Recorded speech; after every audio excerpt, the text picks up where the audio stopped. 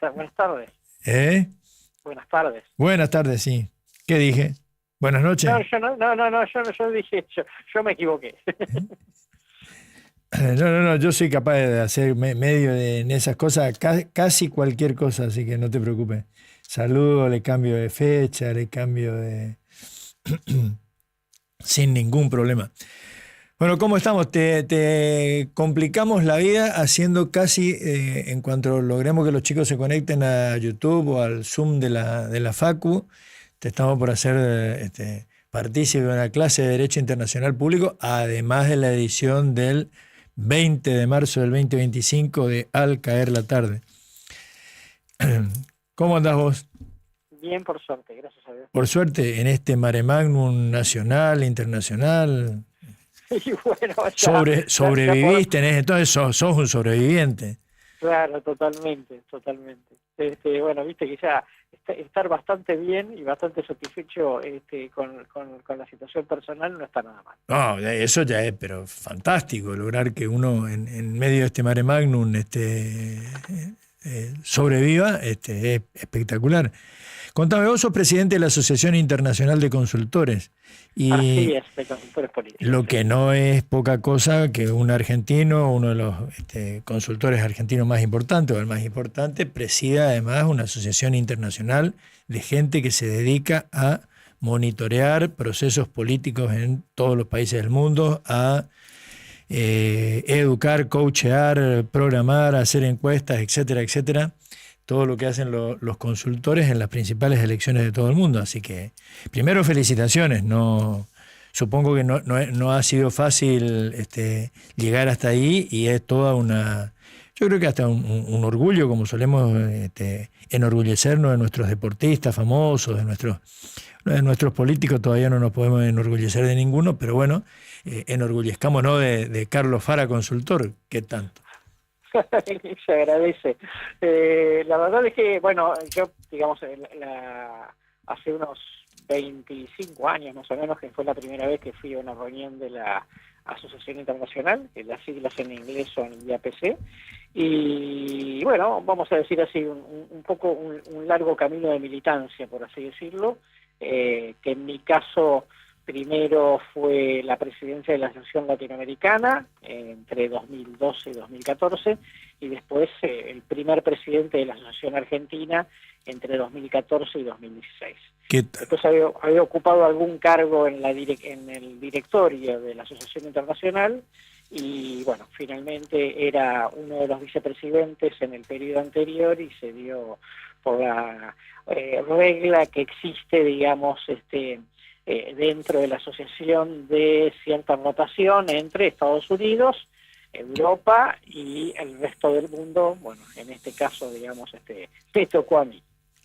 Qué bueno, pero no por nada seguramente que tus pares te hayan elegido, pudiendo, imagínate, dentro del grupo resto del mundo, toda la gente que habrá, y de primer nivel todos, ¿no? Bueno, pero... No, totalmente, eso, el hecho de haber sido presidente de dos asociaciones primero, de alguna manera fue un hándicap como para confiar en que podía hacerme cargo de la internacional. ¿Qué hace exactamente como asociación gremial la internacional? Mira, básicamente tiene un evento anual en cada oportunidad, digamos, en distintos lugares del mundo. El año pasado estuvimos en Toronto, siempre es en los primeros días de noviembre. Este año vamos a estar en Punta Cana, y en algún momento del año que viene iremos a algún lugar de Europa que todavía está por definirse.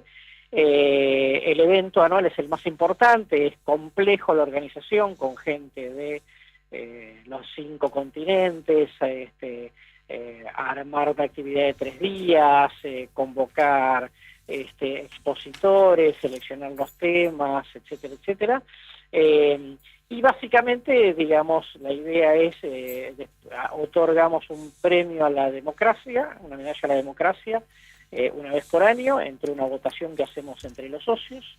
El año pasado le tocó a María Corina Machado, la dirigente venezolana, pero en algún momento de la historia se lo otorgamos a al grupo, digamos, democrático de Hong Kong, el movimiento de los paraguas, a uno de los, a Zelensky, el presidente de Ucrania, a un opositor ruso, en fin, digamos, vamos viendo, digamos, se van proponiendo distintas alternativas de gente que trabaja por la defensa de la democracia o que de alguna manera ha sufrido algún tipo de persecución.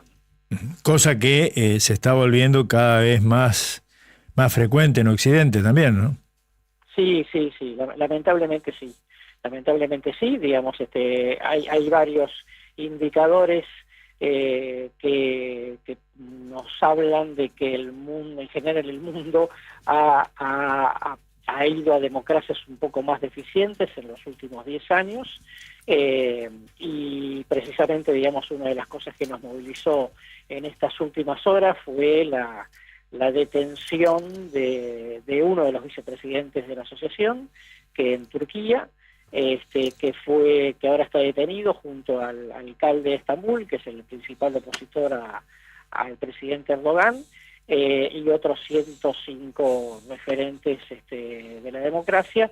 Y bueno, por eso emitimos un comunicado ayer, empezamos a hacer gestiones en distintas cancillerías para que expresen su preocupación al gobierno de Turquía y, por supuesto, digamos, pedir la más rápida liberación. Bueno, contanos un poco, el detenido es Ekrem, no sé si tiene acento o no, Ekrem İmamoğlu, que es el alcalde de Estambul, tu par de la asociación Necati Özkan, Sí. un prestigioso consultor también turco. El alcalde de Estambul, curiosamente, acababa de ser electo, proclamado como futuro candidato a presidente de Turquía. Exactamente. El año pasado, para poner un poquito de perspectiva, en el 2003 hubo un gran terremoto en Turquía, que más allá de la desgracia, también de alguna manera hubo un poco de movimiento, porque se cayeron muchas construcciones que de alguna manera estaban no bien realizadas, ¿no? Por un boom de la construcción que hubo. Bueno, ese fue un episodio. El año pasado hubo elecciones en el año 2023 hubo elecciones presidenciales que ganó Erdogan. El año pasado, en el año 2024, hubo elecciones municipales que ganó en la gran mayoría del país, ganó la oposición. Uh-huh. Y entre esos opositores, el actual alcalde de Estambul, que tal cual vos decías, es el líder del principal partido opositor y candidato presidencial, bueno, para 2028 todavía falta, ¿no? Así que nuestro colega, que se llama Necati Özkan, es asesor, es consultor del alcalde de Estambul, y también lo metieron presos, y en las últimas horas nos enteramos que creo que habían metido preso también a 40 personas que solo por haber manifestado su desagrado con las detenciones que han estado en las redes sociales. Bueno, es algo que lamentablemente, y de eso justamente vos que tenés la asociación de ustedes que tiene carácter universal, te digo, esto está cambiando para peor en el mundo, ¿no, Carlos? Sí, totalmente sí, ¿no? Totalmente sí, varias situaciones, aunque hay algunas situaciones que estén, vamos a decir, en el límite, ¿no? Que son, vamos a decir, democracias deformadas, ¿no? Como el caso de Hungría con Orbán, este caso de Turquía que mencionamos, el caso de Bielorrusia, que es un aliado de Putin, la situación misma de Rusia, obviamente, el caso de Bukele en El Salvador, ¿no? Uh-huh. Digamos que son todos gobiernos que sí llegan por democracia, mantienen las formalidades, pero después hacen una cantidad de cambios institucionales que apuntan fundamentalmente casi a quedarse un poco con la suma del poder público. Claro, en el caso de Erdogan lleva ¿qué? Más de 20 años en el poder. Sí, por lo menos, sí. Nosotros la asociación tuvo su reunión anual en Estambul en el año 2011, pues ya pasaron 14 años. Ya Erdogan estaba, digamos así. Sí, del 2000, 2002, no me acuerdo cuándo. Sí, una cosa por el estilo, sí. Ahora, ustedes tienen presencia en todo el mundo, por ejemplo, en África. ¿Qué tan desarrollado está el el coacheo mediático, politológico, no sé cómo llamarle exactamente. Sí. Mira, estamos progresando en ubicar varios colegas en África que trabajan en esto. Tenemos gente de Kenia, tenemos gente de Sudáfrica, entre otros lugares, tenemos gente de Ghana.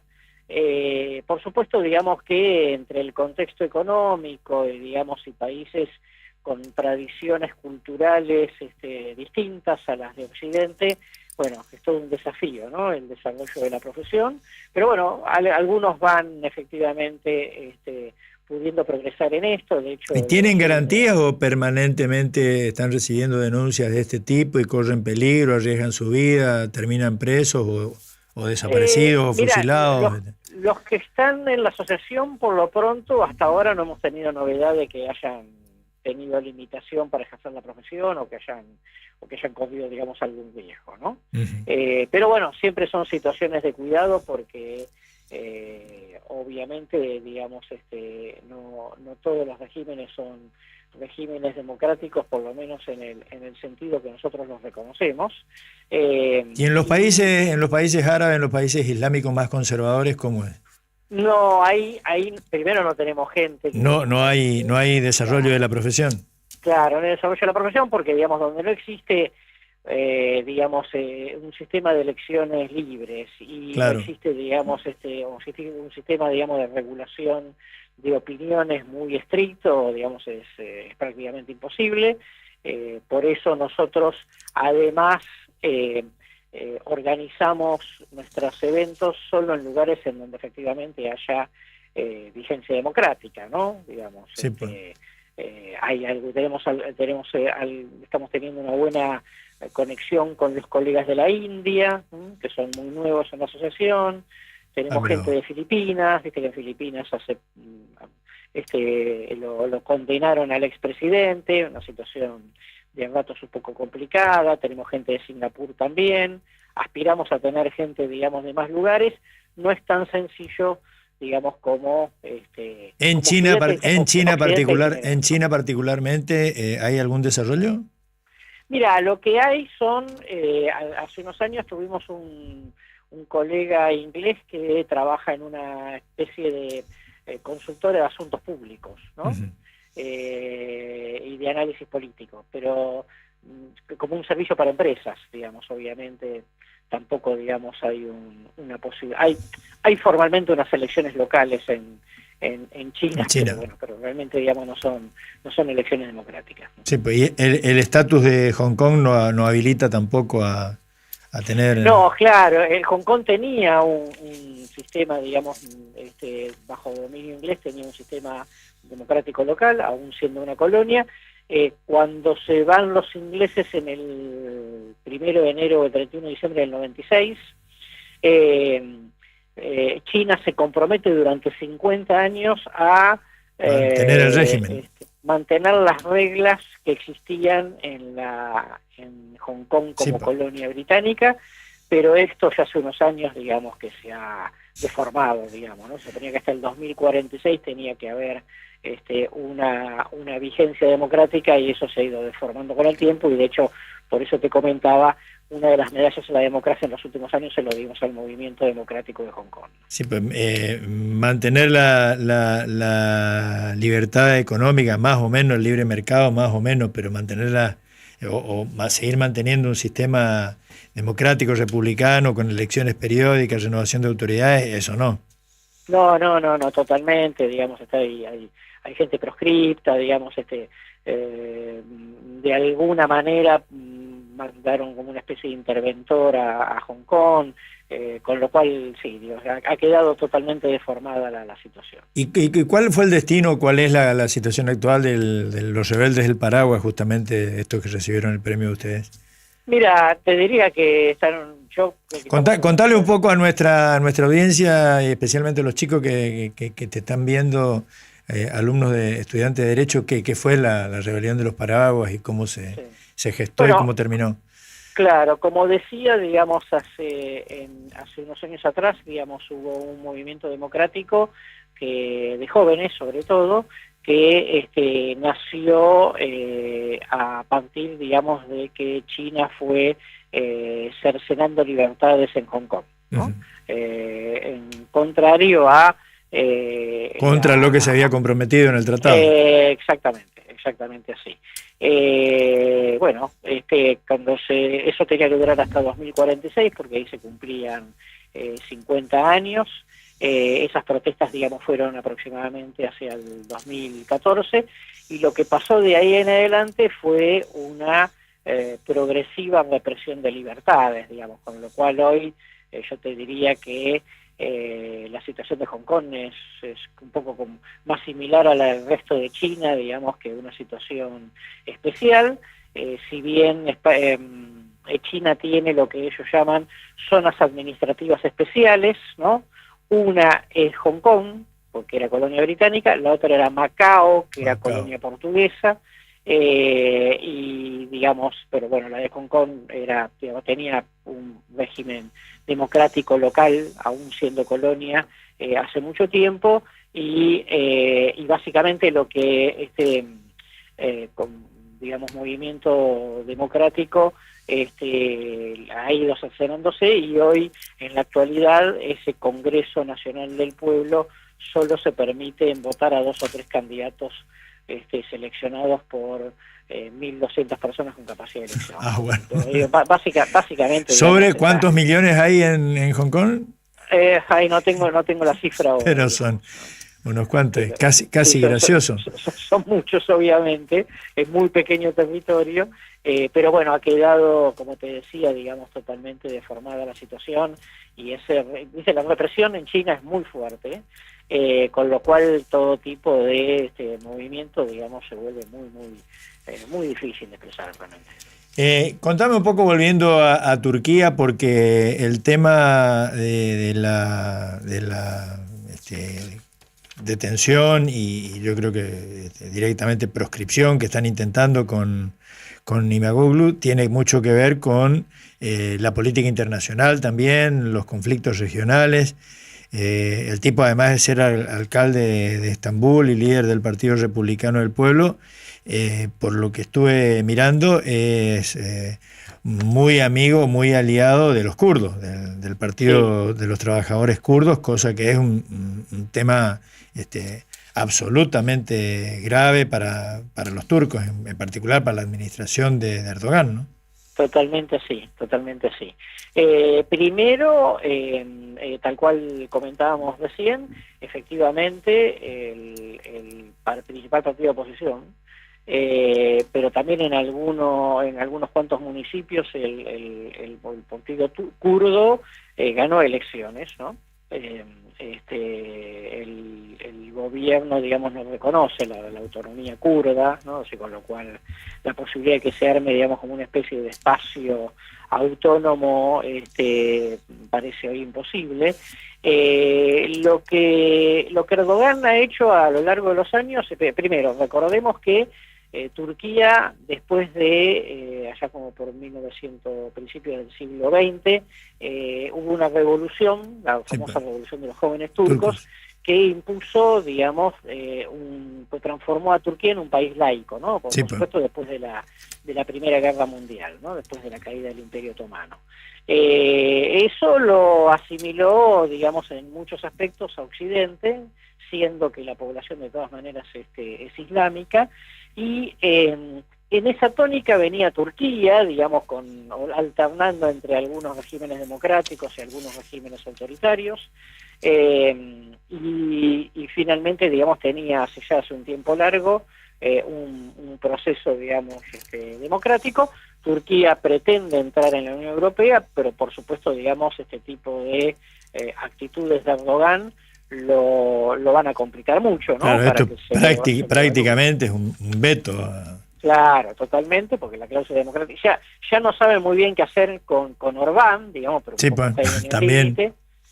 Pero bueno, Hungría está dentro, ¿no? Turquía todavía está fuera, eso por un lado. Lo que Erdogan hizo, digamos, en los últimos años fue virar hacia una actitud más más teocrática, por así decirlo, ¿no? Digamos, Claro, más, y que él más también, islámica. digamos, estuvo en contra y tuvo como enemigos a los fundamentalistas islámicos en lo interno, pero él Claro, supuestamente totalmente. es pro laico o laico, Claro, pero no tanto. claro, el país ha ido virando, digamos, no solamente a menos democracia, sino es un país menos laico que el que era hace 10 años atrás, ¿no? Y lo otro, digamos, importante es que Turquía es un país de la OTAN, ¿no? Sí, sí. O sea, no OTAN, que está no en la Unión sabemos Europea, esto es muy importante destacarlo, no pudo ingresar a la Unión Europea, pero sí es parte de la OTAN. O sea, está exactamente, en sí, el parte de la aparato OTAN. militar. Es parte de la OTAN históricamente, ¿no? Porque las bases las bases turcas militares eran fundamentales, digamos, para despegar aviones en una eventual guerra con la Unión Soviética, en la Guerra Fría, o para poner misiles que apuntasen hacia Rusia, ¿no? En su momento. Así que, digamos, de alguna manera lo que fue siendo Turquía es una especie de aliado por necesidad de Occidente. Y en los últimos años, digamos, Erdogan, que obviamente es muy astuto, ha ido un poco como canjeando favores. Algo que por otra parte, de paso, esto es lo que van a tener que estudiar los chicos, el rol histórico de Turquía ha sido así, es una bisagra, Claro. está situado justamente en el medio de Europa Occidental, Europa Oriental, Asia ya, no en realidad Europa Oriental, y ha participado en numerosas guerras a lo largo de los siglos, haciendo de bisagra justamente entre Francia, Inglaterra, Rusia, bueno, el Imperio Austrohúngaro, Claro. etcétera, etcétera. Totalmente, digo, la posición geopolítica es muy fuerte porque está el estrecho del Bósforo, digamos, que es fundamental, digamos, también para el comercio, digamos, y particularmente para Rusia en la salida al Mediterráneo, ¿no? Se ha metido, ha estado muy involucrado en el derrocamiento del régimen sirio, ¿no? Ah, bueno, Últimamente. eso te iba a preguntar. El rol de Turquía en los últimos acontecimientos de Siria siempre estuvo metido, porque Siria, por el tema kurdo también, recordemos que el Kurdistán está a caballo de 3, 4 estados ahí, Claro. le complica la vida a todos, Uh-huh. pero y el insólito apoyo que recibió el ex denostado terrorista, como terrorista, guerrillero, etcétera, al-Yolani, el nuevo líder del movimiento sirio, Uh-huh. tuvo un apoyo fundamental, dicen todos que el principal apoyo que tuvo es el de Turquía. Totalmente así, totalmente así, digamos, abasteciendo a los rebeldes, al régimen de Assad, y por supuesto, digamos, porque eso también le permitía, de alguna manera, como tratar de controlar una especie de patio trasero con el tema kurdo, ¿no? Y también porque no nos olvidemos que en esa zona, digamos, hace relativamente poco tiempo atrás, digamos, todos tuvieron que pelear contra el Estado Islámico, ¿no? Que se rogaba un poco una porción de la zona, y Sí, entonces también supuestamente era un eso. peligro para todos y de repente, dando distintas explicaciones que nadie entiende muy bien, ahora todos bendicen al nuevo líder sirio que fue parte del ISIS y fue parte de Al-Qaeda. Sí, totalmente. Un país, Siria, con una particularidad, digamos, el régimen de Assad siempre fue aliado soviético, bueno, y después de Rusia, ¿no? Digamos, de hecho, digamos, hay bases ahí, y con la particularidad que también tiene una base americana, una cosa muy particular.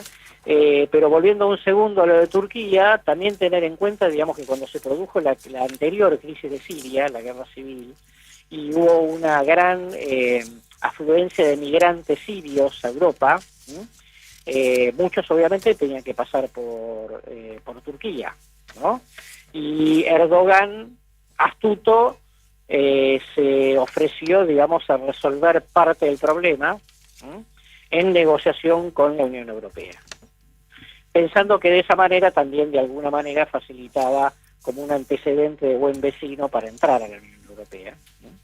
Y eso al meterse a facilitar algo del problema migratorio, creo yo que en general lo que está haciendo Erdogan es como canjear favores a Occidente a cambio de que no se metan en la política interna de Turquía. Bueno, obviamente después se ve en la medida en la cual las situaciones se vuelven muy complicadas, y hace pocos años atrás hubo casi un autogolpe, ¿no?, de parte de Erdogan, que sabía que le querían dar un golpe, lo dejó correr, y después hubo una represión muy fuerte, ¿no? Un personaje astuto, muy complejo. Claro, muy duro en el interno y flexible en lo interior, porque hoy tiene muy buenas relaciones con Rusia, bueno, está ahí con la Unión Europea, está de acuerdo a lo que sale por ahí, promoviendo una especie, no de nueva ruta de la seda, pero sí participar de la ruta del comercio con China. Así que está haciendo un equilibrio geopolítico importante el hombre. Sí, totalmente. Es un país central, como comentábamos. Ha venido, digamos, haciendo un manejo no muy prolijo de la economía, con lo cual, lejos de la inflación argentina, pero, digamos, ha estado, digamos, en el ranking de los principales que ha tenido inflación en el mundo. Estos movimientos que hizo de las detenciones produjeron un deterioro de la lira turca importante, y, digamos, es claramente un personaje que ha ido aprovechando, digamos, las distintas situaciones. Creo yo que además la detención del alcalde de Estambul, etcétera, está en el marco de que en general los estudios dan una proyección de un triunfo opositor para una eventual elección presidencial próxima, ¿no? ¿Y cuál es el futuro inmediato, Carlos, para terminar, de tu colega justamente, Oscan, y del alcalde? Estamos en contacto. Hasta ahora solamente pudo hablar con su abogado, no pudo hablar con su familia. Creen los familiares que es una situación que por lo menos se va a llevar varios días antes de que eventualmente el gobierno revea la cuestión, ¿no? Así que, bueno, nada, estamos permanentemente atentos. ¿Pero hay algún tipo de presión internacional? ¿Algunos otros políticos internacionales, jefes de Estado, están reclamando? Sí, totalmente. Hicimos gestiones, ya el Departamento de Estado americano hizo alguna advertencia, los colegas europeos hicieron sus gestiones ante la Unión Europea, que también lo puso sobre aviso. El saliente canciller alemán Scholz dijo que de esta manera Erdogan estaba digamos, emparentándose con Bielorrusia. O sea, la situación está observada, pero bueno, vamos a ver. Nosotros somos como muy cuidadosos, porque tampoco queremos complicar, hacer gestiones que compliquen la situación de nuestro colega, ¿no? Sí, obvio. Están haciendo de diplomáticos y muy bien. Gracias, Carlos, y seguimos atentos a esto. Conversamos la próxima. Con mucho gusto, y muchas gracias por la oportunidad de poder comentar esta situación. No, al contrario. Carlos Fara, uno de los principales analistas políticos y estudiosos de la política, y asesor y nada más y nada menos que ahora presidente también de la Asociación Internacional de Consultores, justamente, desde la Argentina, que no es poco. Y desde la Argentina, que no es poco, se fue, ahora está en Washington. Es graduado en Historia, especialista en Gestión y Política Internacional, en Migraciones, en Magíster en Relaciones Internacionales. Don Alfredo López Rita, ¿cómo anda? ¿Cómo le va, don Tito? Buenas tardes a todos. ¿Qué es de su vida? Nuevamente.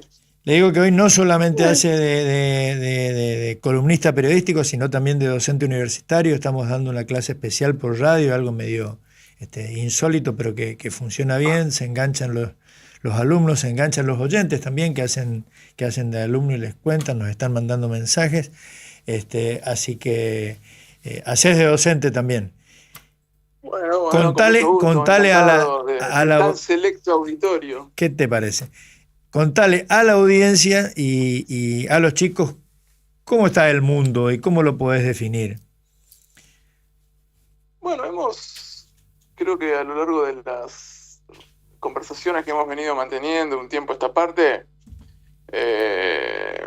digamos, nos hemos referido varias veces a un ciclo histórico, político, institucional a nivel internacional que evidentemente ha dejado de funcionar, se ha tornado desde ya obsoleto, pero al mismo tiempo esto no quiere decir que automáticamente las cosas se generen transformaciones como inmediatas, y cuando un orden deja de funcionar, automáticamente empieza a funcionar otro orden. Es como una especie de crepúsculo esto, ¿no?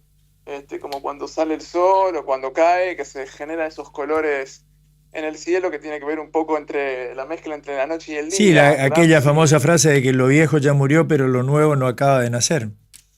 Lo viejo no termina de morir, no termina y lo nuevo de morir. No acaba de nacer. Sí. Era una frase que hablaba... No me acuerdo de quién, utilizaba Gramsci, Antonio Gramsci. Gramsci era. Claro, e inclusive hay corrientes de los temas internacionales que un gran autor canadiense, Robert Cox, que tomaba categorías de Gramsci para estudiar la política internacional. Uh-huh. Quiero decir, es un tema muy recurrente, y hay algunos autores que mencionan que se está en un proceso de transición de poder. Hay otros autores, como por ejemplo, ya son argentinos, Tocatlián, Russell, que hablan de un nuevo orden mundial sin hegemonías. Entonces, digo, distintos estudiosos lo analizan con distintos enfoques, pero en líneas generales hay un consenso respecto de que el orden de posguerra, de post-45, el orden en términos, digamos, de las instituciones internacionales, o el orden, digamos, de post-caída del muro de Berlín, puedes decir el orden post 11 de septiembre, bueno, ha dejado de existir, y durante ese proceso, bueno, hay un parto, ¿no? Doloroso, incómodo, molesto, donde ocurren toda una serie de fenómenos complejos, verdaderamente complejos, anómicos, que parecieran colaborar en el caos. Y ese es un poco el orden en el que estamos. El otro día se llevó adelante un evento, en el mes de febrero se llevó adelante la conferencia de seguridad de Múnich, que no sé si nosotros llegamos a hablar de eso. Sí, muy fugazmente, no en detalle, así que viene bien si la explicás. Bien, ahora en todo caso vuelvo ahí, digamos, e inmediatamente después, para fines de febrero, se llevó. La conferencia de seguridad de Múnich es básicamente el encuentro en la ciudad de Múnich, en Alemania, sobre, valga la redundancia, temas de seguridad. Y cuando se dicen temas de seguridad, en muchos países, no solamente es la seguridad como la entendemos en nuestros países, la seguridad interna, sino la seguridad en sentido amplio, la defensa, sí, los delitos complejos, el narcotráfico, el ciberataques, el terrorismo, etcétera, ¿no? Digamos, inclusive la migración, desde los enfoques, digamos, que tienen, por ejemplo, en Europa, porque es un evento que se lleva adelante en Europa y es fuertemente eurocentrista, sin perjuicio de que, si bien se lleva adelante de la década de los 60, participan y han participado en los últimos años relevantes actores, digamos, de los Estados Unidos. De hecho, estuvo J.D. Vance, sin ir más lejos, participó J.D. Vance, vicepresidente, estuvo Marco Rubio, estuvo el secretario de Defensa estadounidense. En otras ocasiones han estado autoridades iraníes, vos hablabas recién de Turquía. Digamos, se ha transformado en un foro internacional muy, muy prestigioso, muy relevante, que además no solamente participan las altas autoridades de los gobiernos, sino sociedad civil internacional, grandes empresas vinculadas al tema de armas, biometrías, ¿no? Digamos, control, que es el gran negocio. Entonces, ahí normalmente es un Davos, pero de la seguridad. Efectivamente, está bien dicho en ese sentido, muy bien. Y hago un paréntesis, que de hecho yo ahora estoy escribiendo un artículo con eso, porque en realidad con esto yo quería ir a otra cosa, pero digamos, hago un paréntesis. Ahora, ¿y cómo se generó esto a la sombra del recuerdo trágico de aquella conferencia de Múnich de 1938 fue? Donde se juntaron Hitler, Stalin no estuvo, Mussolini y Chamberlain, y Sí. para hacerle creer a Inglaterra que Alemania no iba a hacer todo lo que hizo después. Mira, son coincidencias. Si querés, sabés que cuando yo te decía, estaba haciendo un artículo, había arrancado con ese paralelismo, Mira. con un título que iba a decir, Múnich siempre trae algún problema, algo por el estilo. En realidad son dos cosas te estoy spoilereando, como dicen ahora.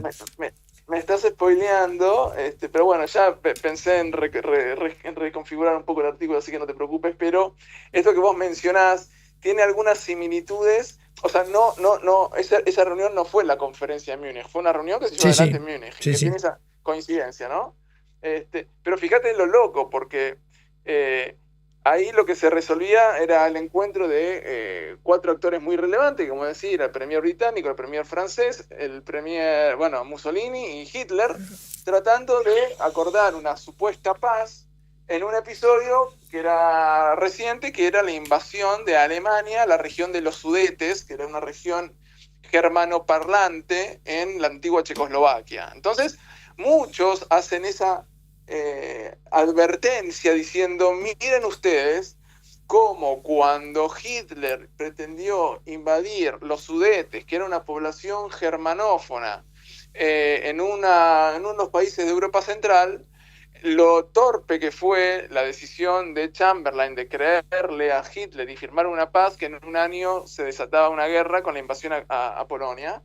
Y ustedes están haciendo lo mismo, dicen los más eurocentristas o europeístas, ahora con Putin, cuando Putin básicamente, o Rusia hizo exactamente lo mismo. Técnicamente invadió territorio ucraniano en una región de rusoparlantes, arguyendo que por esa misma razón esos territorios son rusos. No, las discusiones, a ver, nos podríamos llevar, sin perjuicio de que estamos delante de un auditorio de estudiantes universitarios y da mucho para conversar ese tema, y a mí personalmente me interesa. Nos llevaría mucho tiempo. Quiero decir, hay una coincidencia en ese sentido y es parte de un discurso al que algunos utilizan para hacer esa comparación de un Putin similar a Hitler. Pero déjame terminar en esto. Sí. Lo que te quería decir era que sin perjuicio de la reunión de Múnich del mes de febrero, que tuvo sus implicancias, etcétera, unas semanas después se llevó adelante una reunión similar, pero de los países más bien caucásicos, en Bakú, en Azerbaiyán. Y el presidente de Azerbaiyán inauguró esa conferencia de seguridad en Bakú, diciendo, lo levantó luego la Deutsche Welle, pero es muy interesante lo que dice este hombre en función de esto que yo estaba mencionando, diciendo, estamos en un momento histórico donde se está dando una transición de poder, y lo que dice este hombre es, y tenemos que acostumbrarnos a esto porque este escenario de tensión, de ruptura, de dislocamiento, va a durar un buen tiempo, dice. Es decir, esto nosotros lo hemos hablado, y ya empezás a ver algunos indicios respecto de que esto no se resuelve con la paz entre Estados Unidos, que es un actor ajeno, ¿no? Porque como estuvo Zelensky en la Casa Blanca diciéndole, ustedes tienen la suerte que tienen un océano de por medio, ¿no? Sí. O sea, usted no tiene... Pero ya les amenazó también, cosa que lo disgustó a Trump, o por lo menos se hizo el disgustado, no sé si no estaba preparado, diciéndole, ustedes van a empezar a ver qué es lo que les va a pasar. Claro, pero acá el tema, el gran tema, y esto lo había advertido Putin un poquitito después o antes de la asunción de Trump, diciendo, ahora cuando asuma Trump, palabras más, palabras menos, estoy como vulgarizando, pero fueron estas declaraciones, ahora cuando asuma Trump, nosotros vamos a encarar el proceso, digamos, de resolución de este conflicto. De hecho, Putin llegó a utilizar una expresión como diciendo, y después como si te dijese, el perrito faldero de Europa va a ir corriendo a los pies de su amo, que es Estados Unidos. Fueron palabras textuales que utilizó Putin en una entrevista. Y el perrito faldero, el perrito faldero de Europa no es un Estado, sino es toda la Unión Europea, ¿no? Es la Unión, claro.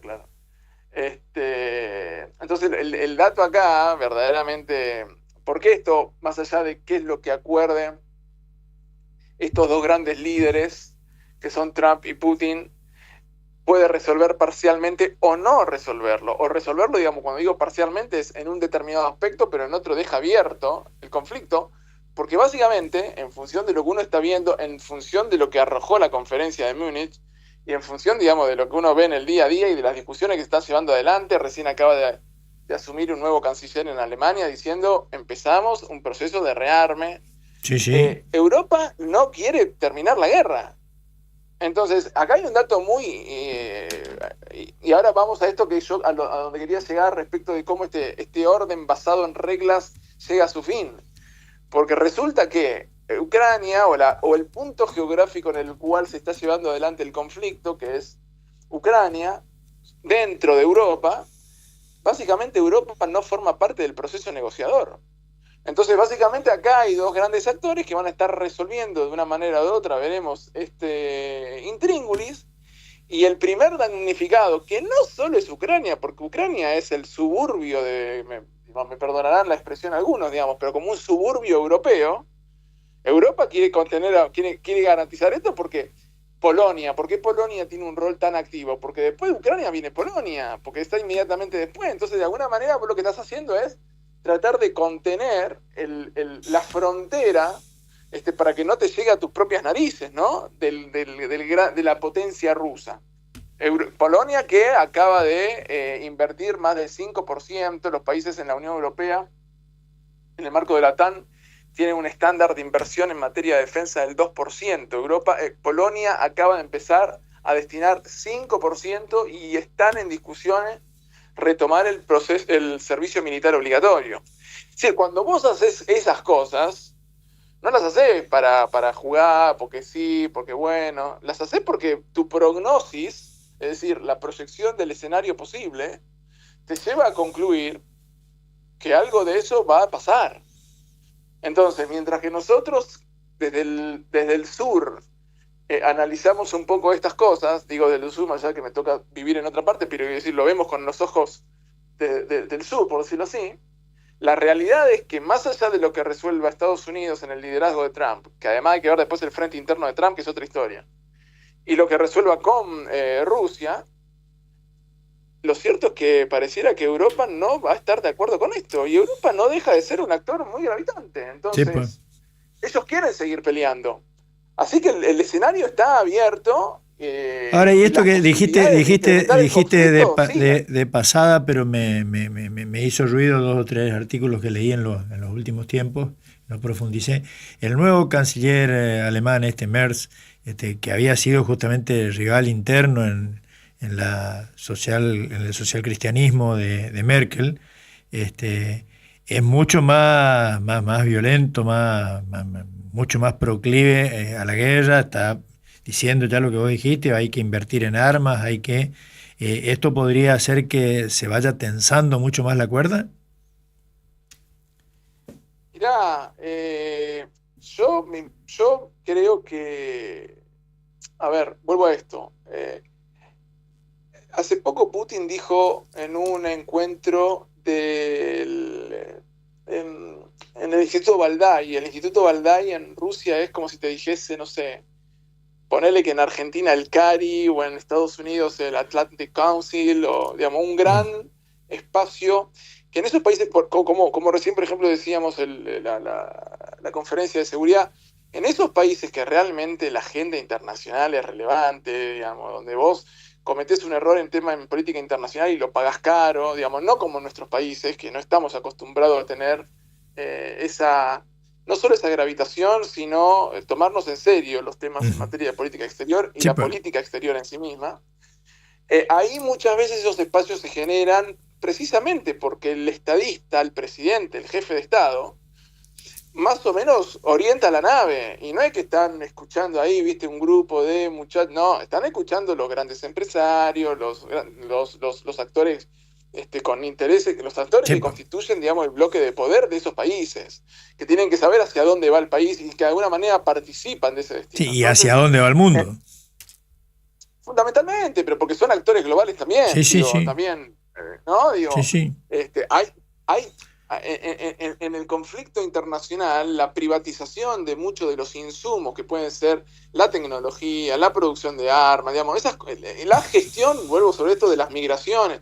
está muy privatizada, cosa que en nuestros países no estamos acostumbrados, no lo vemos, pero que en países del centro, digamos, del norte global, es lo más común, ¿de acuerdo? Vos cuando necesitas Sí, llevar pues adelante una política pública... digamos para que lo entiendan los chicos y la gente, aquí el peso más grande en nuestra economía la tienen los grandes grupos económicos fabricantes de alimentos, fundamentalmente, y exportadores de...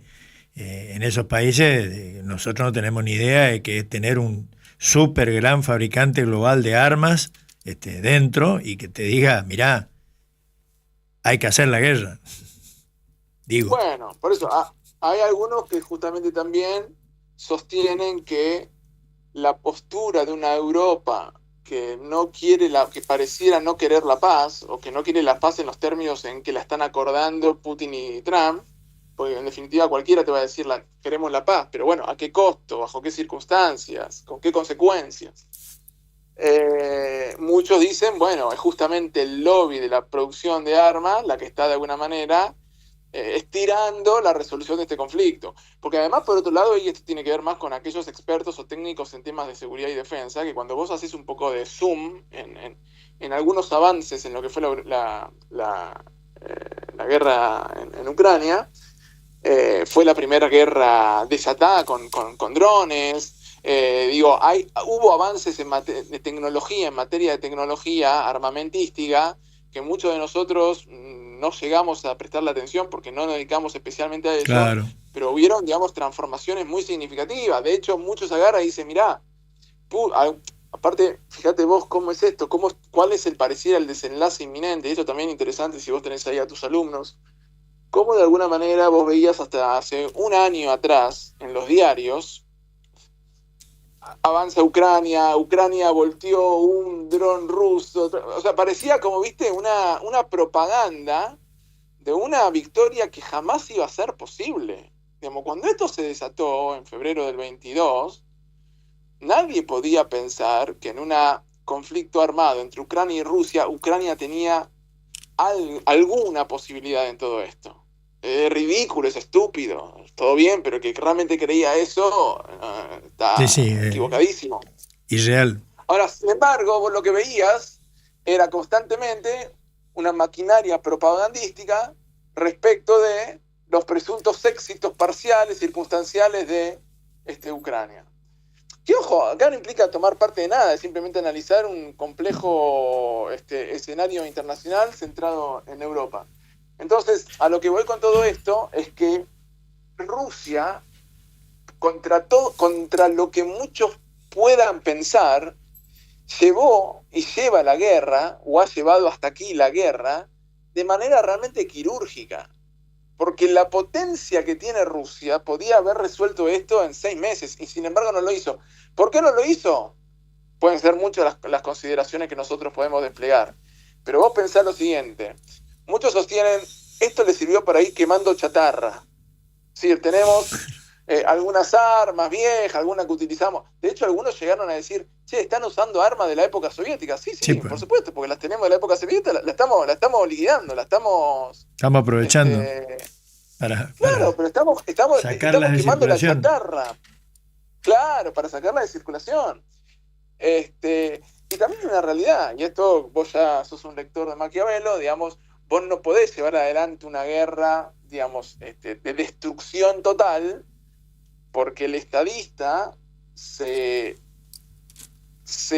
realiza no en la guerra, sino en la paz. Sí, pues. Es decir, el Putin interesante lo vamos a ver cuando reconstruya Ucrania. Cuando tenga que reconstruir no solo Ucrania, que no sé si lo va a hacer Rusia o qué, ese será un tema, digamos, habrá que ver qué es lo que resuelven, sino cómo reconstruye con Occidente los vínculos. Sí, pues. Churchill en su libro de la Segunda Guerra Mundial, ahora no me acuerdo, pero pueden googlear, es una frase muy conocida. Él decía, en la guerra decisión, y en la victoria magnanimidad. Sí. Como diciendo, bueno, en la victoria ahora, muchachos, hay que ser generoso. Y bueno, ser generoso. Bueno, y Alemania tuvo un estadista de posguerra que fue Konrad Adenauer, que fue una figura de tremenda dimensión, Que bueno, después de eso había que reconstruir, había que tenderle la mano a Alemania para reconstruir. Sí, paralelamente a eso también, y te pregunto el otro día en otra clase justamente conversando, decía cómo los medios y las imágenes que en ese momento transmitían los medios casi sin censura y espontánea, hicieron que la opinión pública estadounidense, especialmente los jóvenes, reaccionaran contra Vietnam. ¿Te acordás? Las bolsas negras de plástico trayendo los cadáveres de los jóvenes norteamericanos muertos en Vietnam. Bueno, el enorme daño, la enorme destrucción material y humana, en vidas humanas, tanto en Ucrania como en Gaza, como en cualquier lugar de conflicto, ponerle Yemen, ponerle Siria, se está disimulando, se está ocultando, ¿no? No vemos fotos crueles, no vemos sangre, no vemos sesos desparramados, no vemos todo lo que uno supone cuando se dice en Gaza ya hay más de 75.000 muertos, etcétera, etcétera. Mira, me voy a permitir, tocas un tema muy interesante sobre el cual yo me he detenido a pensar en algún momento. Uh-huh. Y llegué a una conclusión que me das pie a compartírtela. La verdad que son reflexiones que yo hago caminando por la tarde, pero me das pie a compartirla, y voy a discrepar con vos y te voy a decir, y vas a ver por qué. Y vos vas a decir y me vas a decir vos si estás de acuerdo o no.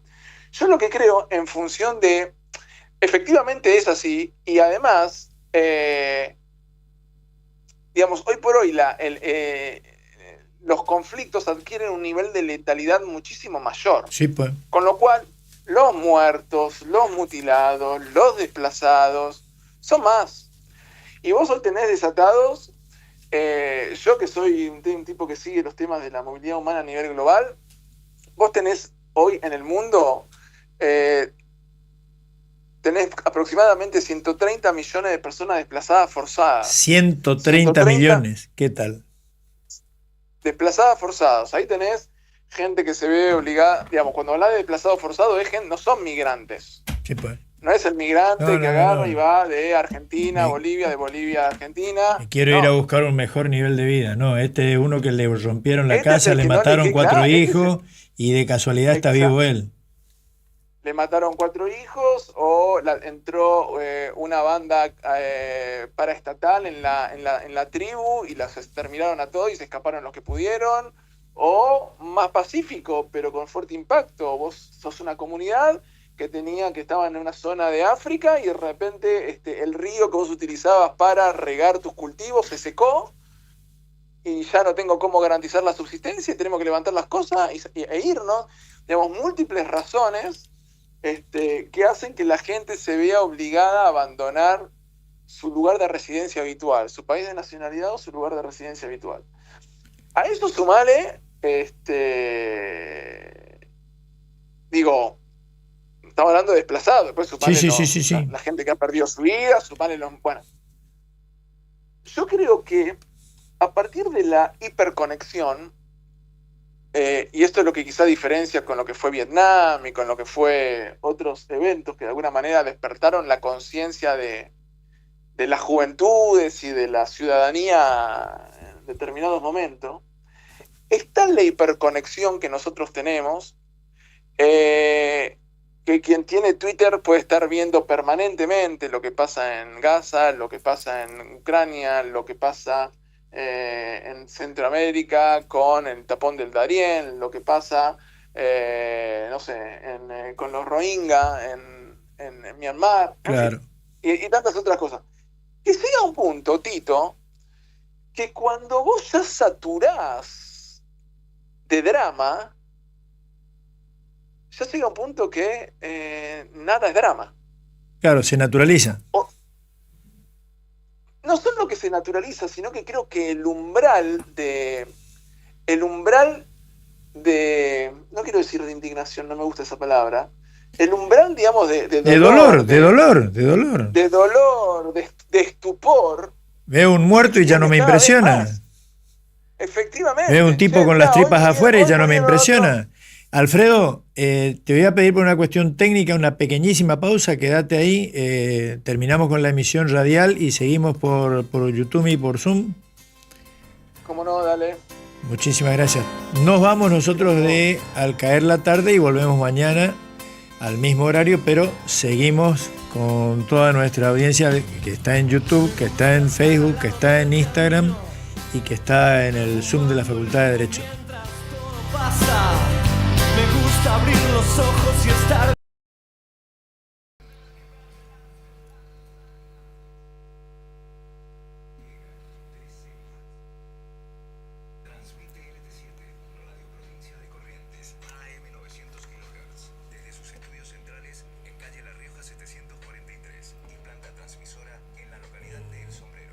No sé, pregúntale a Tommy.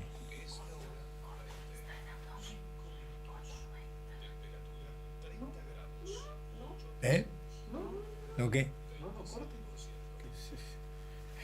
Un poco, Pero esto va a seguir sacando el... Anda a pedirle a Hugo que sí me habilite, que habilite la salida de audio. ¿Tenés tu gente en el Zoom? ¿Eh? La salida de teléfono solamente para acá adentro. 15 alumnos. Que la ¿Y deje tomar la asistencia? Sí, ya. en el altavoz. Hice captura de pantalla de todo lo que están.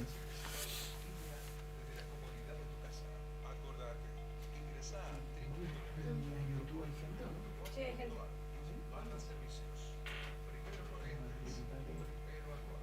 Ahora tenés 5, entonces tenías 30 audios. ¿Eh?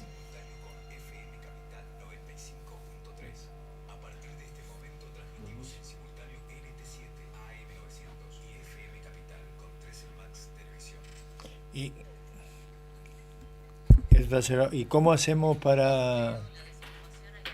Que López Rita salga por ahí. Eso es lo que necesito.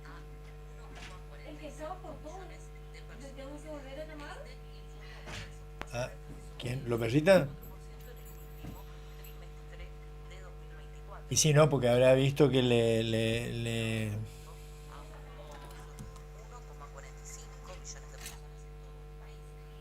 Garuchi.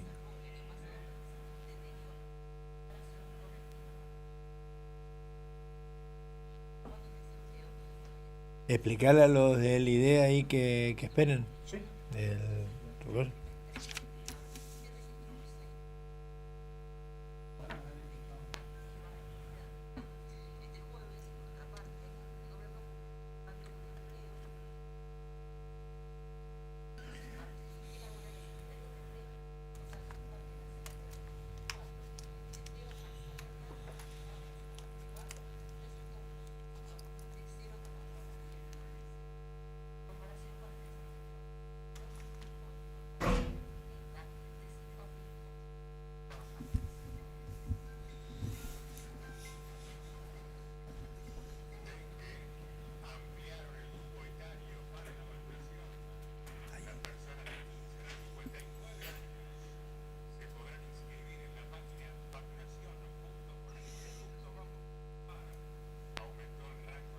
Haceme una prueba de audio, por favor. Con acá. Hola, hola, hola, hola, ¿qué tal? ¿Cómo te va? Es para chequear que esté saliendo solamente vos y Rita va a salir. Pero por allá. acá sale el audio de la radio. No, fíjate que ahora ya no. ¿Sí? Acá le estoy escuchando.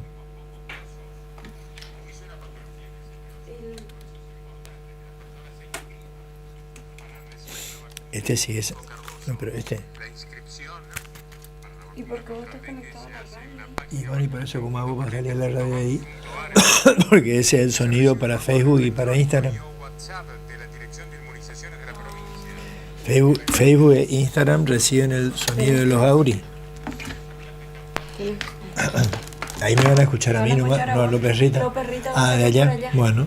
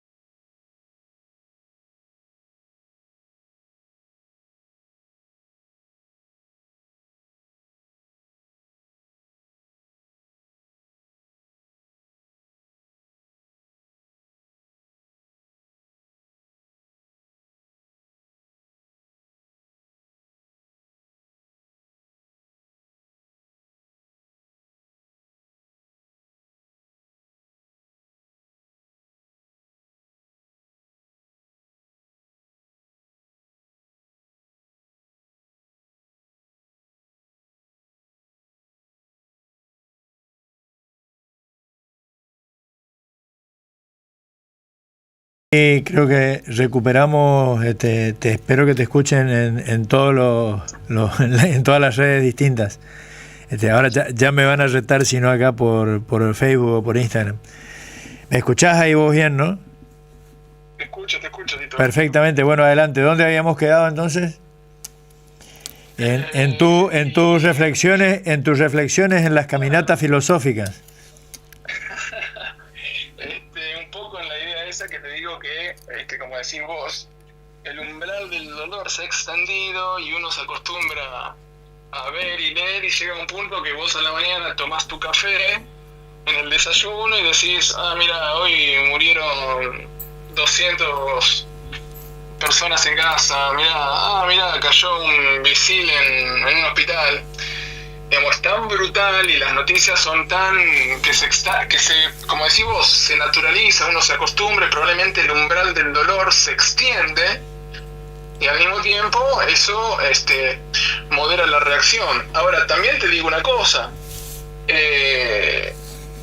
yo me pregunto, y precisamente esto que está pasando en el mundo, en la Argentina, en Estados Unidos, uno da por hecho que existen contrapesos o que existen frente a determinados derivas, llamémoslas autoritarias o lo que fuere, digamos, de alguna manera un exabrupto por parte de quien ejerce el poder, y que hay una reacción en consecuencia que pone límites. Bueno, eso justamente otro de los síntomas de este proceso de transición de poder es que estos actores que emergen, que de alguna manera son estos liderazgos también sobre los que hemos hablado en otros encuentros, parecieran ser, digamos, ¿no?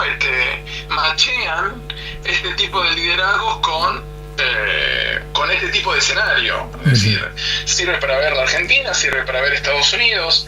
Cuando vos ves Ucrania, digamos, la emergencia de una figura como Zelensky es un actor, es un tipo que también llegó, digamos, con un discurso totalmente antipolítica. Bueno, unos años después terminó perdiendo 1/5 de su territorio. Y acá no es que, digamos, hay que tratar de ver el fenómeno de manera bien objetiva. Yo cuando te mencionaba la reunión de Múnich, de la conferencia de seguridad, hay un dato que, de hecho, si tenés ahí a tus alumnos y pueden irse después a su casa y googlear, si tienen ganas, pero ahí van a tener un testimonio, y ahí te da la pauta de lo importante que es abordar determinadas cuestiones desde un punto de vista de la historia. Y es que justamente Putin da un discurso en el año 2000, no me acuerdo si 2006, 2007, en la conferencia de seguridad de Múnich, donde él hace un análisis y él da una famosa frase. Él dice: una de las grandes tragedias para el orden mundial fue la caída de la Unión Soviética, porque eso hizo que se aviniese con todo Occidente sobre regiones que históricamente estaban o no formaban parte de su esfera de influencia. Sí.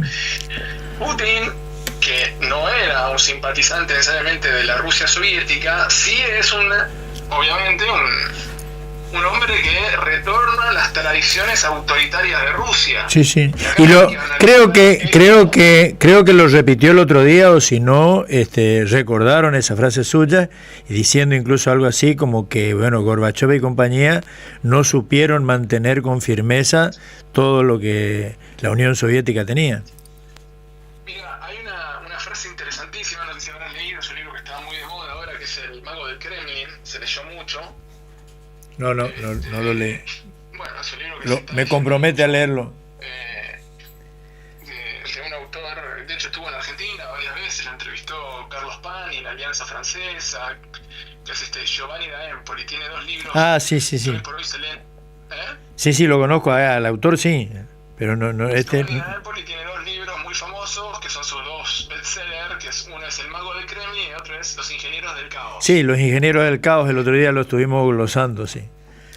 Bueno, este segundo libro creo que es del año 22, de hecho recién arrancaba la guerra en Ucrania.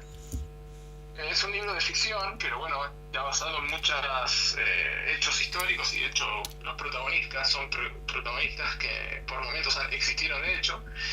Y él cita una frase que dice: cuando cae la Unión Soviética, el pueblo ruso se deshizo de la Unión se deshizo de la Unión Soviética y de los políticos soviéticos, pero no se deshizo de su mirada, digamos, expansionista, de su presencia global. Quedó tan golpeado en los años de Yeltsin, y de hecho Yeltsin, que fue una figura totalmente desprestigiada hacia adentro, fue muy clara y contundente con un Clinton que insistía en expandir las fronteras de la OTAN. Y en una conferencia que fue muy famosa, Yeltsin, que de hecho iba borracho en las reuniones, era un problema muy grave que tenía Rusia con su presidente, porque estaba enfermo, porque estaba ebrio, digamos, tienen que, nuevamente, están los videos, pongan Yeltsin borracho y lo van a ver, eran situaciones que atravesaba una Rusia que estuvo al borde de la disolución. Y la advertencia que hace Rusia a Occidente respecto de aflojen con expandir los países de la OTAN, córtenla, de los años 90 lo hacen eso. Putin en esta conferencia de Múnich sostiene y advierte las consecuencias que iba a tener seguir con esta línea. Y es un documento de esta altura histórico, por eso yo te digo que es muy relevante ese foro, porque ahí van a hablar los tipos que cortan la torta, y si hay algunos que empezaron a decir, si se hubiesen tomado en serio, no como, porque muchos le atribuyen a Putin, viste, una actitud medio patotera, de gángster. Sí, no es así, estaban advirtiendo cuáles iban a ser los problemas en tanto y en cuanto siguiesen con esa política. Entonces, esto nos retrotrae a un punto que yo te lo mencioné y que creo que era algo que a vos te interesaba tocar, que tiene que ver con la crisis del orden mundial basada en reglas. Es decir, el respeto por el derecho internacional público. Sí, señor. El respeto por los consensos, por los acuerdos que se han dado en el marco del sistema de las Naciones Unidas. La capacidad de autorizar o desautorizar que, por ejemplo, tiene el Consejo de Seguridad, que es un organismo con los actores victoriosos de la guerra, de la posguerra, de la guerra de 45. Sí, señor. Que no refleja en modo alguno este nuevo equilibrio de poder, donde no solamente están China, Rusia, Europa y Estados Unidos. Por ejemplo, si uno ve entrevistas que le hacen a Putin está todo el tiempo recalcando, por ejemplo, la relevancia que va a tener en el siglo XXI Indonesia, uno de los países más densamente poblados del mundo, G20, el rol que va a tener en África, Nigeria, que es una economía que no para de crecer, con severos problemas en términos de desarrollo, de generar, digamos, derrame para sus sociedades, pero que empiezan a ser actores con un peso real. India, que hoy es el país más poblado del mundo, es la quinta economía del mundo y para el 2030 se va a transformar en la tercera economía del mundo. O si querés también te puedo decir BlackRock, que es un fondo privado de capitales financieros que representa el tercer PBI más grande del mundo y no es un estado. Entonces, de alguna manera vos poner en pie de igualdad, que era el objeto de unas Naciones Unidas que nacían a un nuevo mundo, que se pretendía de paz, de armonía. Entonces poner a pequeños países, y no quiero dar nombres, pero quiero decir, en el mismo rol que otros países que emergen con otras, digamos, potencialidades, etcétera. Bueno, evidentemente ese mundo ya no existe y las leyes que ese mundo creó en términos de derecho internacional público y al cual los países se comprometen en sede internacional, es decir, aceptan comprometerse, se ha tornado ilegítimo. Vos como buen abogado, como profesor de derecho, sabés que una ley, aquello que se legisla no puede ser ilegítimo. Y la legitimidad de la ley reside en que hace un consenso preexistente respecto de aspectos que tienen que ver con la realidad efectiva, con la cultura, etcétera. Si vos no vas a legislar, pongo un ejemplo, en Arabia Saudita, políticas, de género. Sí, pero ¿sabés qué, Alfredo? También, y eso se nota mucho más en el desparpajo absoluto, no nos vamos a engañar y no vamos a mentir, de decir que años atrás el derecho internacional se respetaba a rajatabla y se cumplían todos los compromisos y se respetaban los tratados, pero por lo menos había un idioma diplomático, ¿verdad? Unas maneras donde determinados parámetros se respetaban y por lo menos se trataban de disfrazar hasta las actitudes más imperialistas, más duras. Ahora tenés un actor como Trump que te dice que se va a apoderar de Groenlandia, se va a apoderar de Canadá, que el Golfo de México no es el Golfo de México, sino el Golfo de América, y que va a poner una playa top, la Riviera en Gaza, echando a todos los palestinos.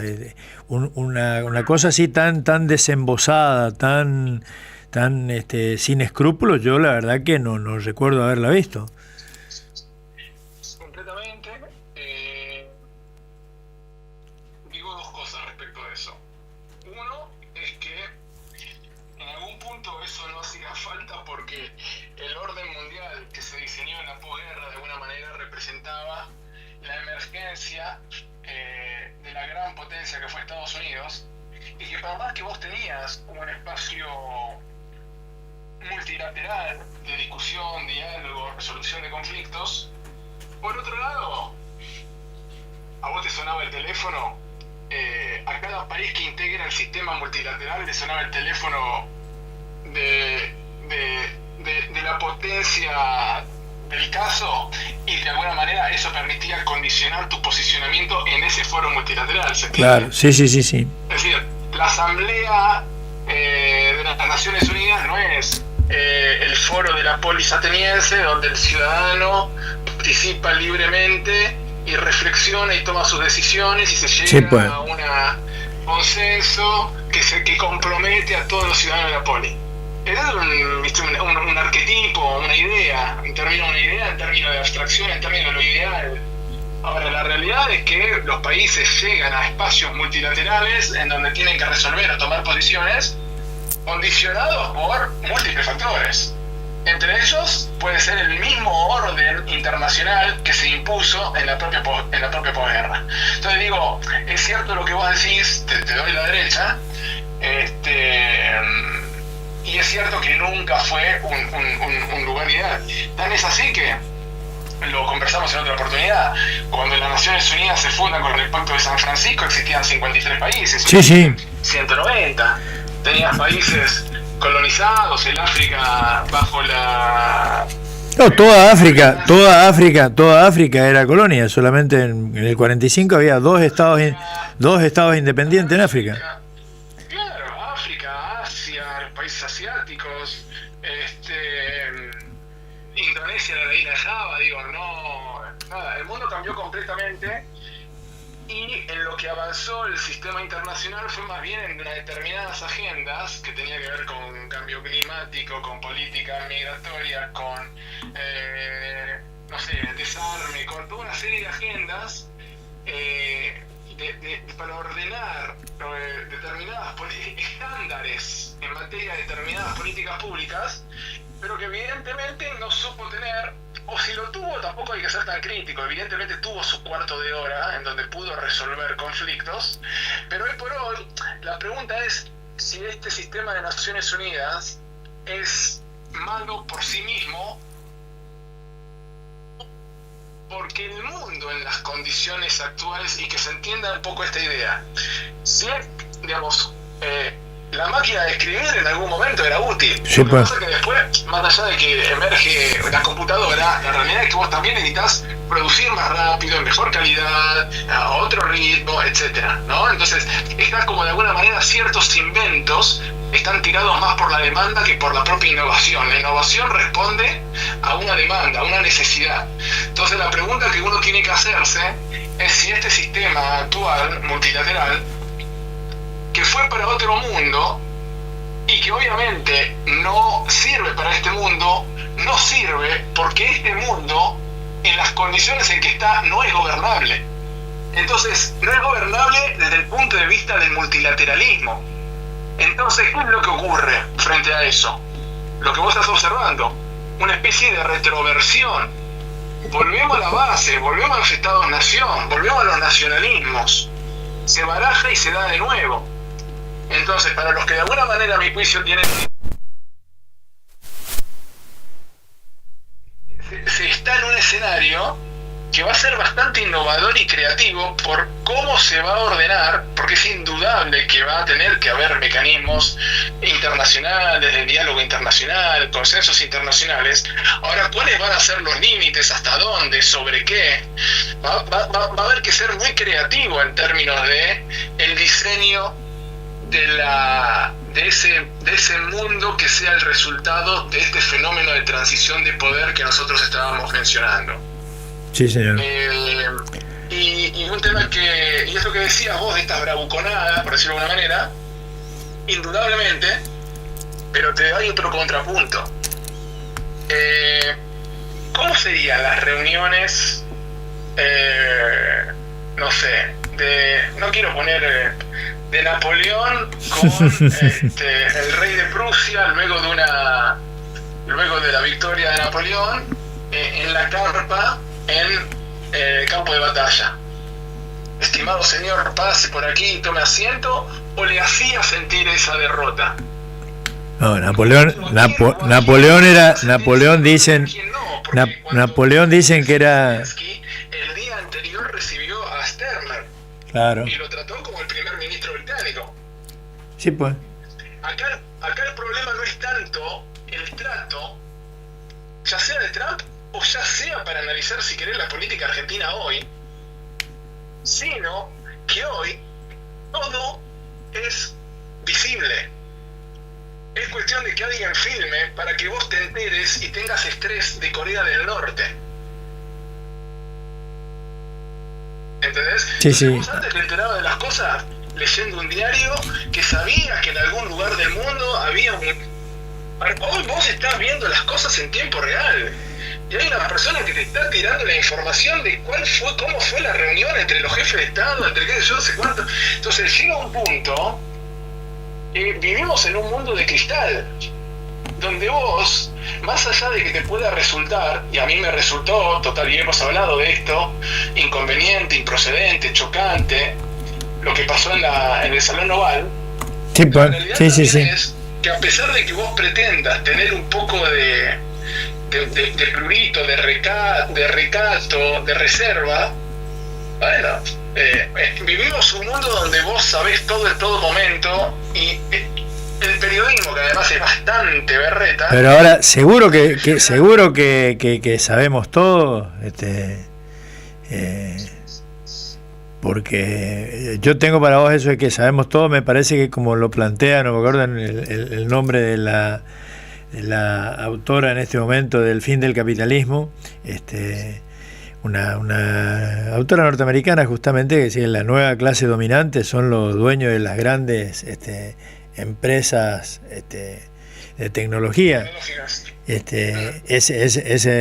la nueva clase dominante del mundo, y creo que conocemos lo que ellos nos quieren dejar conocer. Por eso yo te decía, no sé si alguien se dedicara a mostrar verdaderamente Gaza como nos mostraban, como vimos Vietnam en algunas películas, cuando había corresponsales de guerra que te mandaban la foto por no me acuerdo cómo las habrán mandado, acá pobre, no había la globalización y la posibilidad de hacerlo casi o totalmente en vivo, pero me parece, para mí, te decía yo al comienzo, que muchas de las crueldades que están ocurriendo en el mundo se ocultan, para tener una imagen más aceptable, justamente, de conflictos tales como el de Ucrania o el de Gaza. Seguro. No digo que no, en absoluto. Vos sabés que son uno de los trabajos que publiqué una vez. Hubo un caso, yo tengo una tesis, digamos, que es... ¿Vos te acordás que Europa tenía una política ahora de alguna manera retoma un poco esa postura más dura respecto de la inmigración, pero hasta el año, no sé, los 2000, la primera década de los 2000, sobre todo, bueno, es un tema largo, pero lo que quiero decir es, hay un quiebre que adopta y que lidera ese quiebre Angela Merkel. Por eso Angela Merkel se fue muy bien de su condición de canciller, pero ya un par de años habiendo pasado la terminación de su gobierno, está muy criticada Angela Merkel en Alemania. Por eso un poco algunos sostienen que tuvo que salir a publicar este libro de memoria que se llama Freedom, Libertad, que son las memorias de Merkel, donde de alguna manera intenta lavarse la cara o explicar un poco algunas de las decisiones, porque la que de alguna manera generó ciertas condiciones de dependencia, sobre todo en materia gasífera con Rusia, fue Merkel. Sí, pues. La razonabilidad de Estado que pudiera tener esa decisión no lo juzgo, digo. Y además recordemos que durante varios años Occidente vio muy bien a Putin. Putin empieza a tener una serie y de hecho mismo Putin lo dice, como diciendo, yo me cansé de tener gestos con Occidente, de tener gestos con Europa, y llegué a una comprensión de que es imposible el entendimiento, y particularmente pone el énfasis sobre todo en la élite de la Unión Europea, en los burócratas de la Unión Europea. Pero eso es una historia bastante larga. El dato es que cuando se produce, vos estabas hablando antes de la guerra en sí y demás, cuando se producen las primaveras árabes y cae, por ejemplo, Gaddafi, sí. Eso es lo que de alguna manera libera el campo hacia la gran crisis migratoria que experimentó Europa en los años 15 en adelante, sumado a la guerra siria, que como decía el colega que habló antes de mí, un rol muy importante, Estado tapón de Turquía, no solo de Turquía, de Líbano. Inclusive en algún momento algo de eso hizo Grecia para justamente negociar cuando estaba bajo presión en la crisis griega por la troika del FMI, del Banco Central y del ministro de Finanzas alemán. Y eso le decían, como buena parte de esta migración llegaba en barco a la isla de Lesbos, que era Grecia, y Grecia estaba saturada de migración, que era lo mismo que hacía Erdogan, le decía, aflojá porque si no yo levanto la barrera y todos estos quieren ir a Europa, no quieren venir acá, no quieren venir a Turquía.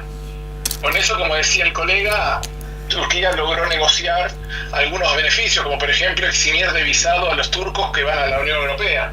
O Grecia, lo propio en los acuerdos que tenía con el Banco Central, el FMI, y Alemania, que dirigía, digamos, las negociaciones cuando Grecia cayó en la crisis griega del gobierno de Syriza. Lo que te quiero decir con esto es que hubo muchas iniciativas por parte de Putin en acordar con la Unión Europea, y esto no pudo ocurrir. Y Merkel, y a esto iba, perdóname, tuve un lapsus, cuando se da toda la crisis migratoria, ocurre un hecho que yo no sé si vos te acordarás, que tuvo muchísimo impacto, y yo me acuerdo perfectamente, y además ahí se produce la corrección, la rectificación de las políticas europeas, y después Merkel termina ganando el premio Nansen. El premio Nansen es como si te dijese el premio Nobel de aquellos que ayudan a los migrantes en el mundo, que lo entrega el ACNUR, que fue cuando aparece muerto el chiquito Aylan Kurdi en una plaza turca. Yo no sé si vos recordás esa imagen. No, eso no me acuerdo. Bueno, si ustedes googlean Aylan Kurdi, es una imagen muy dolorosa, muy fuerte, que salió en ese momento. Yo me acuerdo perfectamente cuando eso ocurrió, y a partir de ahí empiezan a corregirse las políticas de Naciones Unidas de Europa. Un año después se sanciona la Declaración de Nueva York para Migrantes y Refugiados, y 2 años después se sanciona el Pacto Mundial para la Migración y el Pacto Mundial para los Refugiados, y empezó toda esta política de brazos abiertos de inmigración que a 10 años después generó las consecuencias de que hoy estás viendo de emergencia de los movimientos anti-inmigracionistas. Es decir, sí, ahí pusimos acá en Europa, te cuento la reacción a este proceso que yo te estoy diciendo, que nace con esta imagen y que conmovió efectivamente. Sí. Ahí tenés un ejemplo bien claro de cómo conmovió a la opinión pública un hecho que no eran millones de personas, porque venían muriendo mucha gente en el Mediterráneo, sino la aparición de un cuerpo sin vida. Sí, pues, estamos poniéndolo en YouTube para los que nos están siguiendo por YouTube, las imágenes justamente del niño aparecido en la playa y levantado. Te iba a decir, recordando para los más viejos, yo creo que vos no habías nacido, y yo era muy niño cuando estaban de moda las imágenes de aquella chica desnuda corriendo, prendiéndose fuego en Vietnam, ¿te acordás? Vos podés creer que en el artículo que yo escribo en aquella oportunidad, que es un artículo que se publicó en una revista en Colombia, digo, este chico representa lo que representó esta chica en Vietnam. Claro, efectivamente. Sí. Mirá. Efectivamente. Sí, pues era una imagen. Bueno, y de esas imágenes, ahí estamos mostrando los chicos vietnamitas disparando de los incendios y de las bombas, con soldados americanos o de Vietnam del Sur detrás, ¿no? Una imagen patética. Bueno, esas fueron las imágenes que conmovieron al mundo en la década de los 60 y los 70. Tal vez faltan, es lo que yo te decía, imágenes como estas hoy, ¿no? O gente que le cante, justamente algunos de los alumnos que te están escuchando el otro día en una clase conversábamos y le decía, hoy no hay un John Lennon que cante Imagine o un Bruce Springsteen que cante contra el 9 de julio o contra el 4 de julio, no contra el 9 de julio.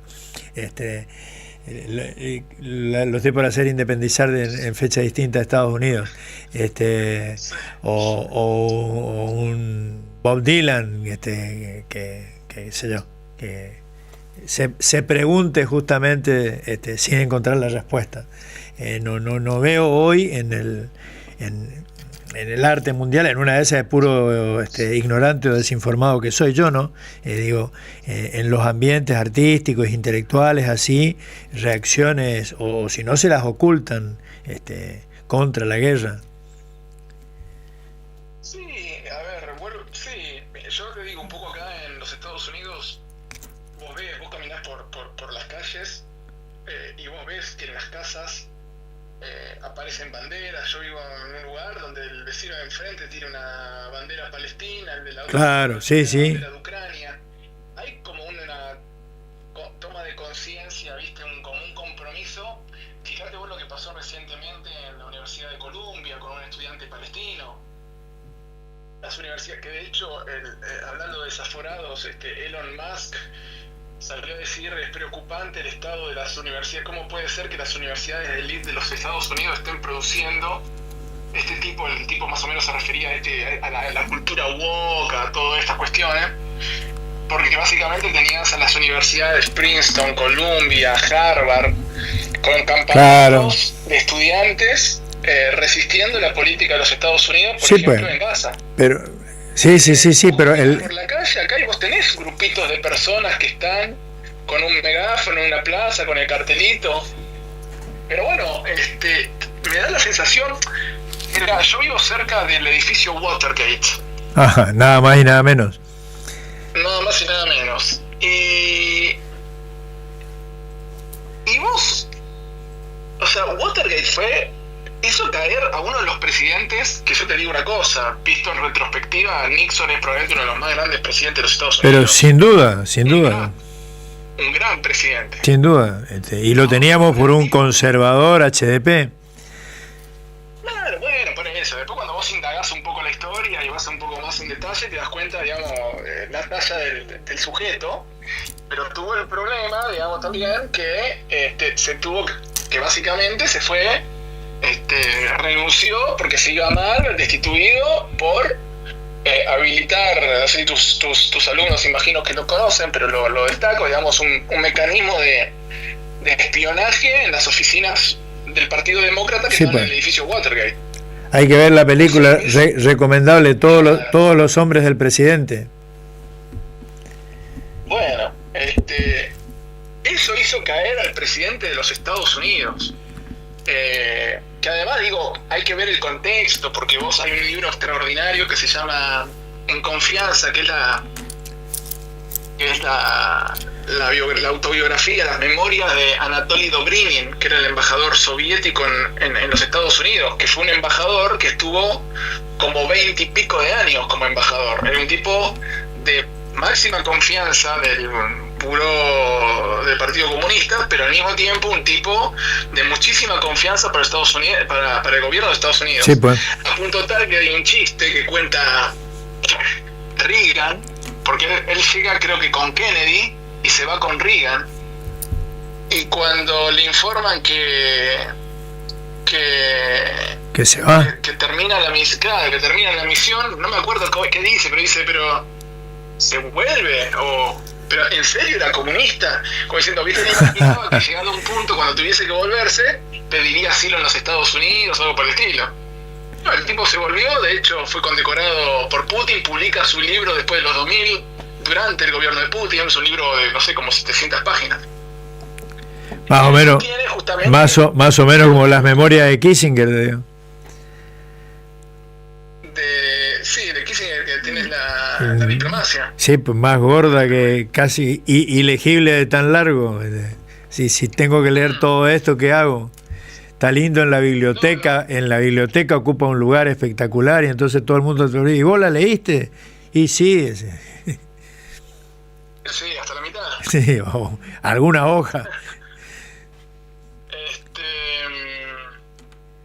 Y en ese libro lo que te decía es que él cuenta lo preocupado que estaba Brezhnev, que era el secretario general del Partido Comunista Soviético, de que Nixon no cayera, porque Rusia estaba muy conforme con las negociaciones y las relaciones con los Estados Unidos.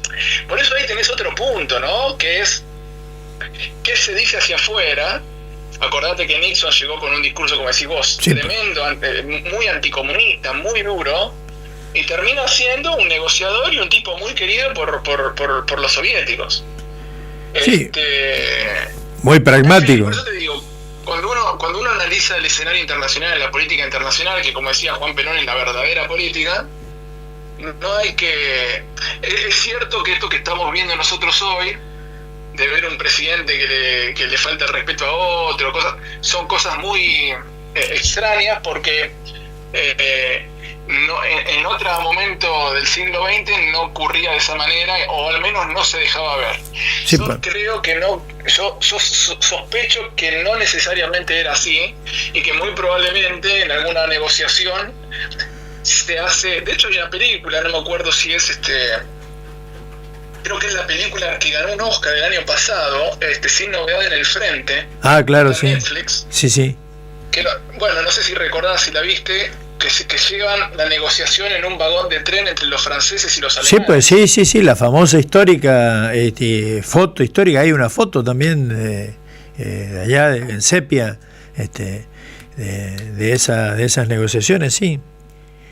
Que después si vos ves cómo el director, la verdad que no recuerdo digamos cuál es el registro histórico de ese episodio, pero cómo el director registra la escena donde básicamente los franceses poco más que no los dejan sentarse a los alemanes y los hacían estar parados. No, pues claro, fue una humillación francesa, por eso la venganza francesa en la Segunda Guerra, antes de la Segunda Guerra, en la reparación de... Aquí estamos exhibiendo la foto esa, mira, encontró la foto en sepia y todo, Domi, para la gente solamente la ven la de YouTube, no la que ven en las otras redes, no se la puede ver.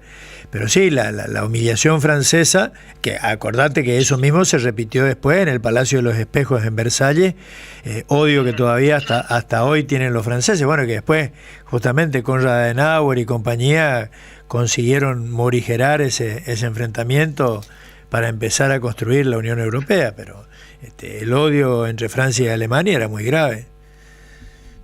Efectivamente. Bueno, ¿y cómo termina la película esta de las relaciones Putin, Trump, Zelensky, la Unión Europea? No te digo Ursula von der Leyen, porque no sé si toca algún pito Úrsula. Inglaterra, que está aparte y ahora está teniendo, veo que sale por lo menos teniendo algunos discursos públicos el nuevo primer ministro inglés. Bueno, ahí también hay que entender que la pregunta cómo termina, ponele continuará. Hoy por hoy en los diarios de hoy la Unión Europea rechaza toda exigencia rusa de tener ayuda militar a Ucrania, dice que Putin no tiene ningún interés en frenar la guerra, ratifica el apoyo irrompible a la integridad de Ucrania, etcétera, etcétera. Sí, completamente, pero bueno. Starmer justamente dice que no firmemos nada porque Putin seguro que violará el acuerdo de paz si no hay garantías. Sí, a ver, hay una expresión china que dice: peleá si sos fuerte y maldecí si sos débil. No, digo, vamos a ver, ellos pueden decir lo que quieran decir. La realidad es que según los expertos, y cuando digo expertos, digo personas que son estudiosas, digamos, inclusive en Alemania hay mucho think tank vinculado a temas de seguridad y defensa, como te digo, y hay un consenso respecto de que Europa no tiene las capacidades militares porque efectivamente gozaban de la garantía de la protección de los Estados Unidos. Sí, pues. Que también hay una realidad, Tito, no es que Estados Unidos, cuando Trump dice nuestros socios nos estafaron, ¿no? Entonces, la verdad es que la realidad era que Estados Unidos le servía perfectamente, tenía un interés particular. Cuando Estados Unidos ingresa en la Segunda Guerra Mundial, que de hecho llegaron a haber algunos que consideraban, viste, que el casus belli de la invasión japonesa o el ataque japonés a Pearl Harbor había sido motivado por el propio Estados Unidos para tener justamente un casus belli para poder ingresar. Sí. Hasta donde yo sé, no se constató, pero cuanto menos digamos que el hecho de que Estados Unidos ingresa en el año 42 a la guerra, con ya 3 años de guerra lanzada. Sí, diciembre, yo esto ya, y de paso todavía no dimos con este grupo, pero uno de los temas con los que atormento a los alumnos es con la Carta del Atlántico. Primero los 14 puntos de Wilson antes de la Primera Guerra y la Carta del Atlántico antes de la Segunda Guerra. Es curioso, yo le hago notar siempre que se reúnen Churchill y Roosevelt en algún lugar del Atlántico, como dicen, ¿verdad? Se juntan y la Carta del Atlántico se firma el 6 de agosto de 1941. Y cuando se produce Pearl Harbor, el 7 de diciembre de 1941, menos de 90 días después de firmar, sorpresa, el acuerdo entre Estados Unidos e Inglaterra. Con la condición, esto lo cuenta el secretario, alguien me robó el libro, eso que el libro, viste, el error de prestar los libros y que no te lo devuelvan, las memorias de, no me acuerdo, el secretario de Roosevelt, que escribe y cuenta justamente el episodio y Roosevelt le plantea claramente, dice: yo no voy a mandar a morir los jóvenes europeos a los campos de batalla europeos para que después el mundo siga cerrado al comercio norteamericano y a las empresas norteamericanas. O sea, es el inicio de lo que va a hablar hoy del proceso de descolonización. Te voy a ayudar, vamos a entrar a la guerra, pero el Imperio Británico tiene que dejar de existir. Y dicen que vos decías lo que chupaba Yeltsin, también decían que el que tomaba whisky todo el tiempo era Churchill. Churchill se levanta furioso y se partió la cabeza, se abrió la cabeza contra la mampara una de las mamparas del acorazado donde estaban reunidos, pero después terminó firmando. Bueno, por eso, da para mucho, efectivamente.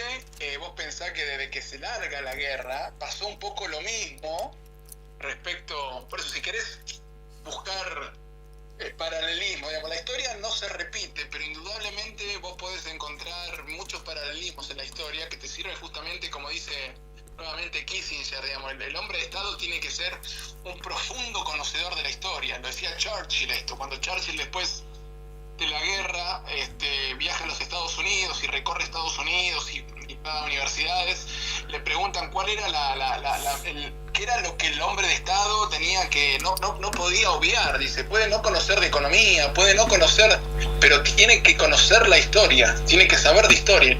Sí, pues.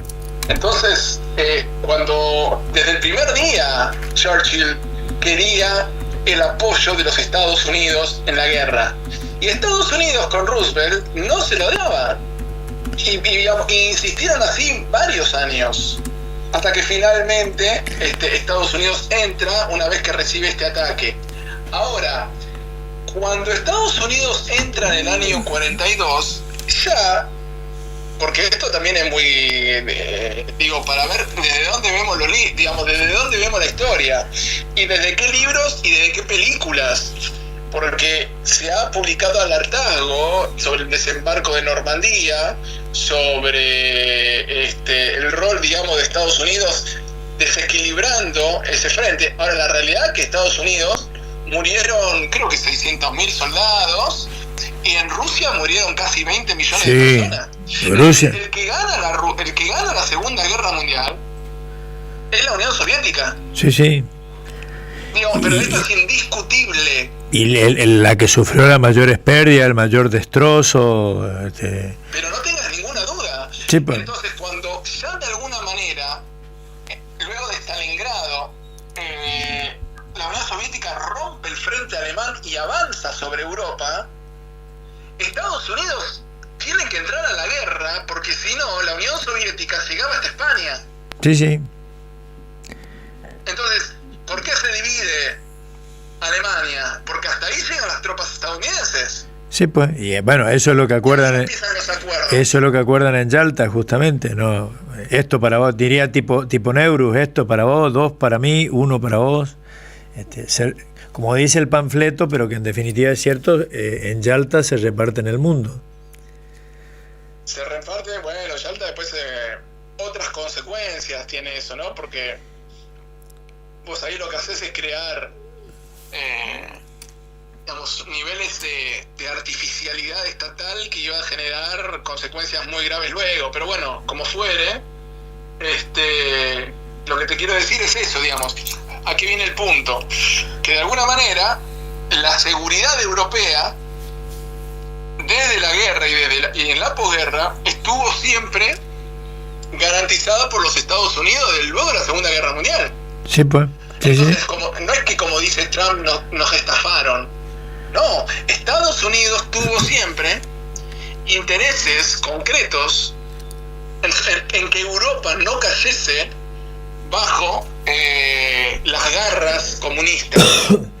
Es que, de hecho, Alfredo, el plan Marshall fue, además de una muy buena inversión y un desembarco de todas las empresas norteamericanas en Europa, una inversión necesaria para que Europa Occidental no cayera en manos del comunismo. Por supuesto. Por eso, a lo que voy es que frente a un escenario como este, donde de alguna manera Estados Unidos dice, me retiro, arréglensela, Europa queda, los líderes europeos, ¿no? Creo que ya hemos usado esa expresión un poco graciosa que es nada como un buen susto para despabilar un borracho. ¿No? Están todos, se despertaron como diciendo, ¿y ahora qué hacemos? Entonces vos ves que Gran Bretaña, que no forma parte de la Unión Europea, se pliega a Europa porque ya conoció esa historia. Y empiezan a aparecer, un Macron que tiene severas dificultades en el frente interno y sale a primerear, a liderar, porque básicamente lo de Scholz en Alemania fue verdaderamente patético, y porque Alemania está en un contexto electoral donde todavía tiene que ordenarse un poco el gobierno que recién llega, etcétera, y porque además el único país, y ahora voy a hacer una salvedad, porque en realidad los 2 únicos países potencias nucleares en Europa son Francia y son Gran Bretaña. Sí, pues. Pero las malas lenguas dicen que los códigos de las armas nucleares británicas la tiene Estados Unidos, con lo cual, y ahí tenés otro punto muy interesante, que fue, venimos recalcando la obra de un gigante como fue Konrad Adenauer, pero el otro gigante fue Charles de Gaulle. Sí, señor. Que fue un tipo que desde el primer momento marcó una línea roja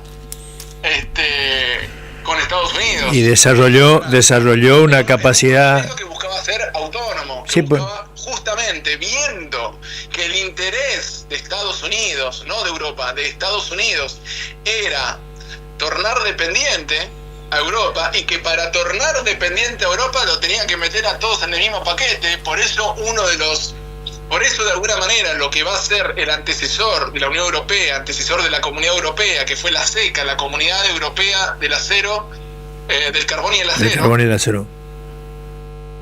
Que es una asociación que inicialmente encaran los dos países que confrontaron en la guerra, que fue Alemania y Francia, Adenauer y de Gaulle,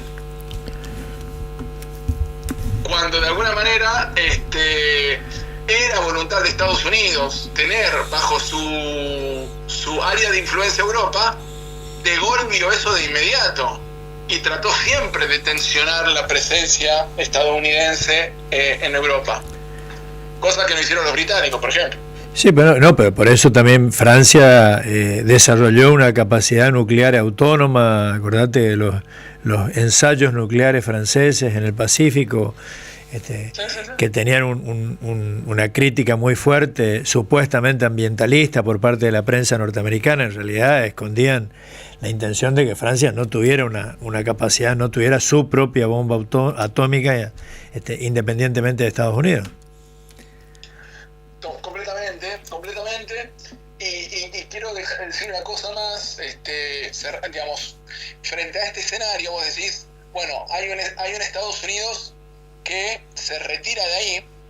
Ahora, fíjate una aparente contradicción, porque quiero ir a un tema y que de alguna manera también atañe y ponerle ojos argentinos a esto. Y vos decís, hay, como decías vos antes, un Trump que dice lo que dice sobre Groenlandia, que dice lo que dice sobre Panamá.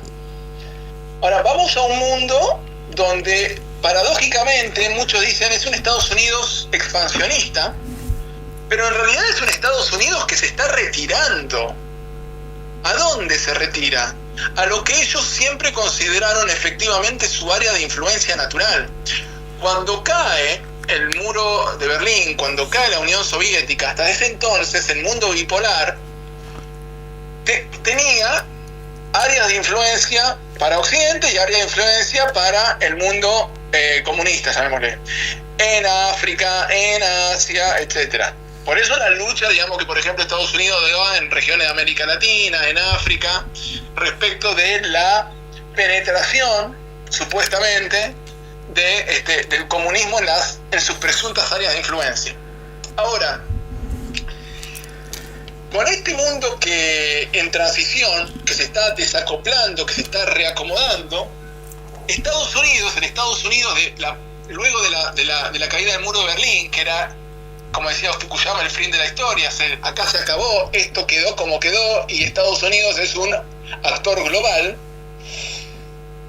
Luego del 2000, hay algunos autores que sostienen, luego de los atentados del 11 de septiembre del 2001 y la guerra de Irak, lo que entra en crisis fue ese mundo de la hegemonía estadounidense y empieza el desprestigio de Estados Unidos como el verdadero garante del orden mundial, y un poco ahí empieza ese conflicto.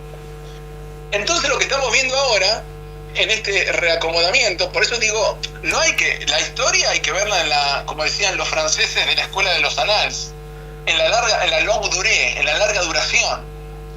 Entonces vos no podés no irte al mundo de posguerra del 45 y atravesar la Guerra Fría y atravesar la caída del muro de Berlín y atravesar la lucha, entre comillas, lo que Estados Unidos denominó la lucha contra el terrorismo, si querés entender lo que estamos viendo ahora. Sí, señor. Entonces lo que estamos viendo ahora es un repliegue de Estados Unidos de determinadas zonas geográficas, determinadas regiones del mundo, delegando o cediendo inclusive en otras áreas de influencia, como por ejemplo China, porque todo esto en definitiva es terminar de ordenar algunos conflictos proxies o focalizados para la batalla final, que es China. Que cuando digo batalla final no estoy diciendo una conflagración militar, estoy diciendo finalmente, ¿viste esto como en los videojuegos que vos vas pasando de etapas, de niveles? El próximo nivel. Niveles vas resolviendo hasta llegar al último, que va a ser el gran acuerdo del mundo que viene entre China y Estados Unidos, donde evidentemente China tiene un nivel de poder sobre Rusia. Hay que ver qué pasa con India, cómo se acuerda esto, porque hay que ver qué pasa con India. Hay que seguir a la India, sobre todo en esta primera mitad del siglo XX. Pero lo que te quiero decir entonces es, Estados Unidos se retira de muchas áreas de influencia. Por ejemplo, se están agarrando la cabeza los taiwaneses en este momento, pero se va a concentrar en su área de influencia, que va desde Groenlandia hasta Panamá. Y ahí sí, vos fíjate que cuando ni bien asumió Trump, mandó a Marco Rubio a reunirse con los presidentes de Costa Rica, de Panamá, de El Salvador. No fue a Colombia, no fue a Brasil, no fue a la Argentina. Había estado antes de ser secretario de Estado, porque estas alianzas medio de partidos. No fue a Chile, no fue a Ecuador. Entonces, acá hay un dato. Porque mientras que en la lectura de muchos, la América para los americanos y el área de influencia, el hemisferio occidental dentro del cual Estados Unidos ejerce su influencia, muchos piensan que iba desde Alaska a Tierra del Fuego. Y no, va desde Groenlandia hasta Panamá. Hasta Panamá. Don Alfredo, se nos terminó el tiempo, lamentablemente, pero te comprometemos, ¿estás condenado a seguir con esto? Cómo no. Para mí es un placer. Muchísimas gracias. Vamos a hacer espectacular. Con tus estudiantes, con tu auditorio y con un asado de por medio también. Pero cuando quieras, tenés que venir a Corrientes, así hacer en vivo, hacer una gira artística por aquí. Muchísimas gracias. Un saludo grande a vos, Tito, a todo tu equipo, que la verdad que se pasa, y a todos tus estudiantes también. Un abrazo grande. Gracias, Alfredo, un gusto. Chau. Cerramos esta edición y la mala noticia para todos los alumnos que están escuchando y para los que faltaron y no escucharon, peor todavía, que todo esto que dijo Alfredo es pregunta de examen. Así que para los oyentes algún día vamos a hacer un cuestionario para los oyentes. Muchísimas gracias. Hasta luego. De Corrientes, AM900. Hasta aquí transmitimos en simultáneo